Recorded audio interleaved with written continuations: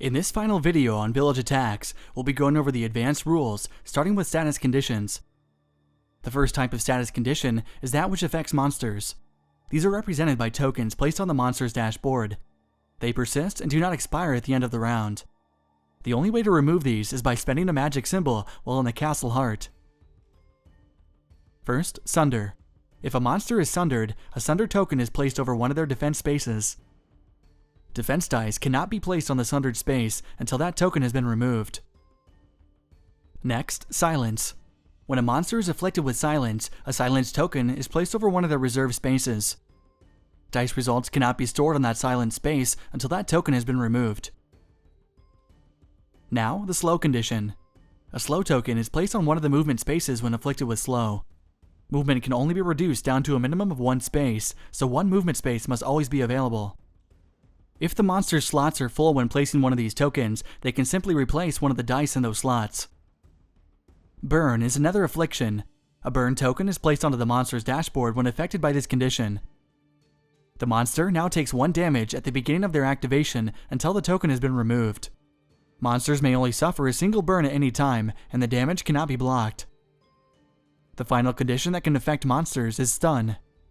When a monster is stunned, a Sunder token is placed onto one of their defense slots, and their miniature is laid on its side. When the monster is supposed to activate, the miniature is returned to the standing position, and it must roll 1 less die this turn. If during their turn the monster is stunned, it is immediately laid on its side, and its turn automatically ends. On its next activation, they suffer the -1 die penalty. Now, we look at the status conditions that affect villagers. Stun. When a villager becomes stunned, that miniature is laid on its side. Additionally, a number of conditions take effect. First, the villager misses its next activation. The villager is no longer considered in the attacking priority order, except when resolving traps. The villager is also not added to the total villager count when deciding if a monster is hindered. Stunned villagers return to their standing position once they have missed their activation. While villagers are stunned, they can be targeted by both monster attacks and abilities. Burn.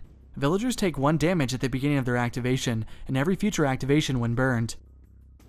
Villagers killed by burn do not give experience, but they still decrease village morale. There are a couple of status conditions that affect zones. The first type is Unlucky. In an unlucky zone, all attacks made in that zone by both monsters and villagers have a chance of failure. Anytime an attack is made in one of these affected zones, the first player coin is flipped. Heads, the attack is a success. Tails, the attack fails, and no damage is dealt. Unlucky only affects attacks made from inside the zone. A ranged attack from outside the unlucky zone is not affected. Additionally, damage from traps and burns are unaffected, and unlucky does not affect abilities that do not deal damage. The second type is Darkness. If a zone is afflicted with this, no range attacks can be made into or out of the zone. Abilities that require line of sight also cannot be cast into or used in a darkened zone. Abilities that do not require line of sight are unaffected. Let's talk about full zones. First, a miniature is considered to be in a zone if more than 50% of its base is within the tile. Tokens are not considered when deciding whether a zone is full. If a zone ever becomes so full that no other miniatures can fit, then villagers that attempt to enter the zone cause heave. Heaving is when a villager of the same type is forced 1 zone towards the castle heart. If a villager of the same type is not available, then the next villager in targeting priority is heaved instead. Monsters can also cause heave, which forces lesser enemies 1 zone towards the castle heart. Heave works both ways, so if an enemy is forced away from the castle heart, the rules work the same way, but in reverse. If during the game a miniature is ever needed to spawn, but no miniatures of that type are left, then an enemy of the same type already spawned gets an additional activation.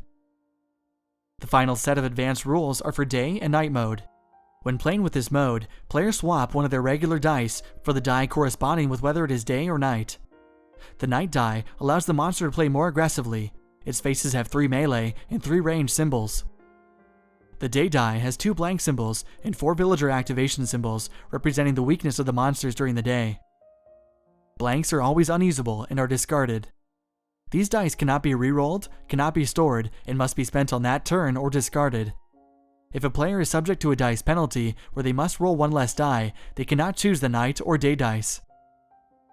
To begin playing the day and night mode, randomly choose which phase the game begins in. During the day, a few things occur. The day die is rolled with 5 normal dice. At the beginning of a day round, each monster must remove 2 experience from their dashboard. If unable to do so, they suffer 1 damage for each experience token they cannot remove. This is not done on the first round if the first round is day. Monsters do not collect experience for villagers slain during the day, though village morale decreases as normal. During the night, there are some new rules as well. Each monster rolls 5 normal dice and the night die at the beginning of the turn. Monsters earn an additional experience point for any villager slain during the night. At the end of every round, the day and night token is turned over to represent the change of phase. This concludes our How to Play series for Village Attacks. Thanks for watching.